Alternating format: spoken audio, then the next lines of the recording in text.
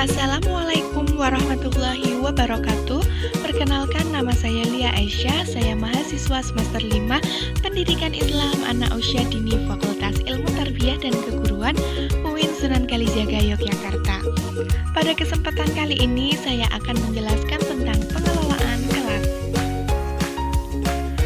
Pengelolaan kelas sangat penting untuk diimplementasikan dalam kegiatan pembelajaran di dalam kelas. Pentingnya pengelolaan kelas selain bersifat ilmu pengetahuan juga dapat menjadi seni dan keahlian guru dalam mengelola dan memecahkan berbagai persoalan yang muncul untuk dihadapi di kelas. Langsung saja pada pembahasan kita yang pertama mengenai pengelolaan kelas.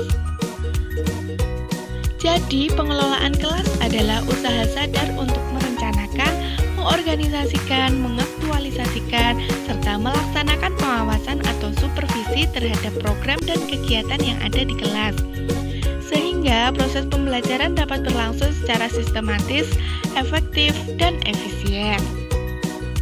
Menurut Ari Kunto dalam buku Jamarah yang berjudul Strategi Belajar Mengajar berpendapat bahwa pengelolaan kelas adalah suatu usaha yang dilakukan oleh penanggung jawab kegiatan belajar mengajar atau yang membantu dengan 4 maksud agar mencapai kondisi optimal sehingga dapat terlaksana kegiatan belajar seperti yang diharapkan.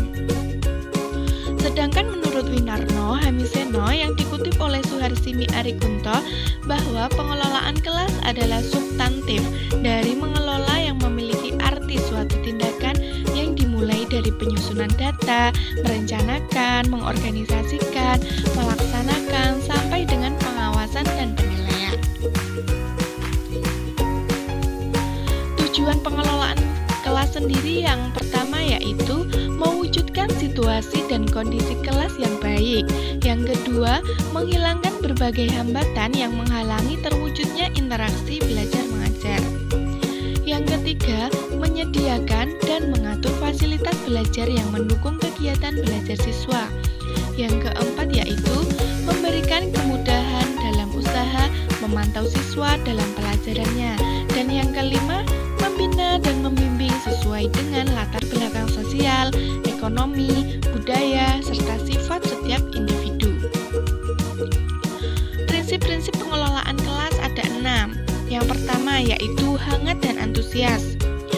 Hangat dan antusias sangat diperlukan dalam proses belajar mengajar, di mana guru yang antusias dan akrab kepada siswa selalu menunjukkan sikap antusiasnya terhadap tugas atau aktivitas sebagai pengajar. Yang kedua yaitu penekanan pada hal-hal positif. Pada dasarnya, dalam mengajar dan mendidik, guru harus menekankan pada hal-hal yang positif dan menghindari pemusatan perhatian pada hal-hal yang negatif. Yang ketiga ialah penanaman disiplin diri. Tujuan dari pengelolaan kelas adalah anak didik dapat mengembangkan disiplin diri sendiri dan guru hendaknya menjadi teladan. Selanjutnya yaitu tantangan. Penggunaan kata-kata tindakan, cara kerja, atau bahan-bahan yang menantang akan meningkatkan gairah siswa untuk belajar, sehingga mengurangi kemungkinan munculnya tingkah laku yang menyimpang. Yang selanjutnya yaitu keluasan. Selama proses belajar mengajar, tentu terdapat kemungkinan munculnya gangguan-gangguan dari siswa. Untuk itu diperlukan keluasan tingkah laku guru untuk mengubah strategi mengajar supaya dapat mencegah kemungkinan munculnya gangguan dari siswa serta menciptakan iklim belajar mengajar yang efektif. Yang terakhir yaitu bervariasi. Penggunaan alat atau media, gaya mengajar guru, pola interaksi antara guru dan siswa akan mengurangi munculnya gangguan, meningkatkan perhatian siswa. Kevariasian ini merupakan kunci untuk tercapainya pengelolaan kelas yang efektif dan menghindari kejenuhan. Masuk pada pembahasan kita yang kedua, yaitu tentang lingkungan belajar. Apa itu lingkungan belajar?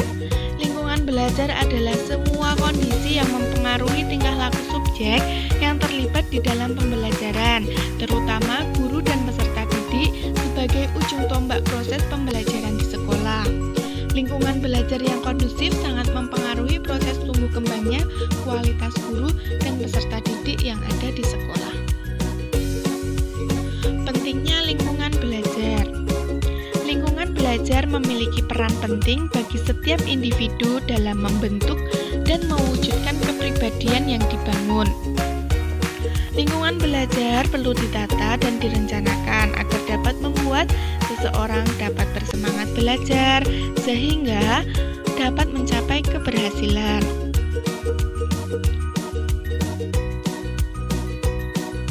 Pembahasan kita yaitu yang ketiga, mengenai model-model pembelajaran. Model pembelajaran ialah kerangka kerja yang memberikan gambaran sistematis untuk melaksanakan pembelajaran agar membantu belajar siswa dalam tujuan tertentu yang ingin dicapai. Model-model pembelajaran ada 4. Yang pertama yaitu kooperatif. Model pembelajaran kooperatif merupakan kegiatan belajar dengan cara berkelompok untuk bekerja secara bersama-sama dan saling membantu mengkonstruksi konsep, menyelesaikan persoalan, atau inquiry. Yang kedua yaitu pembelajaran kontekstual. Pembelajaran kontekstual ialah pembelajaran yang dimulai dengan sajian atau tanya jawab secara lisan yang terkait dengan dunia nyata kehidupan siswa sehingga akan terasa manfaat dari materi yang akan disajikan. Motivasi belajar muncul, dunia pikiran siswa menjadi konkret, dan suasana menjadi kondusif, nyaman, dan menyenangkan. Yang ketiga ialah pembelajaran berbasis masalah. Pembelajaran berbasis masalah merupakan salah satu metode dalam pembelajaran yang menggunakan masalah sebagai langkah awal dalam mengumpulkan dan mengintegrasikan pengetahuan baru. Yang terakhir yaitu TGT atau Team Games Tournament. Penerapan model ini dengan cara mengelompokkan siswa heterogen, tugas tiap kelompok bisa sama bisa berbeda. Masuk pada pembahasan kita yang keempat, yaitu tentang penataan lingkungan belajar. Penataan lingkungan belajar merupakan penataan lingkungan fisik, baik di dalam maupun di luar ruangan. Penataan lingkungan termasuk seluruh aksesoris yang digunakan, baik di dalam maupun di luar ruangan, seperti bentuk dan ukuran ruang, pola pemasangan lantai, warna dan hiasan dinding, bahan dan ukuran, bentuk, warna, jumlah, dan bahan berbagai alat main yang digunakan sesuai dengan perencanaan. Prinsip-prinsip penataan ruang.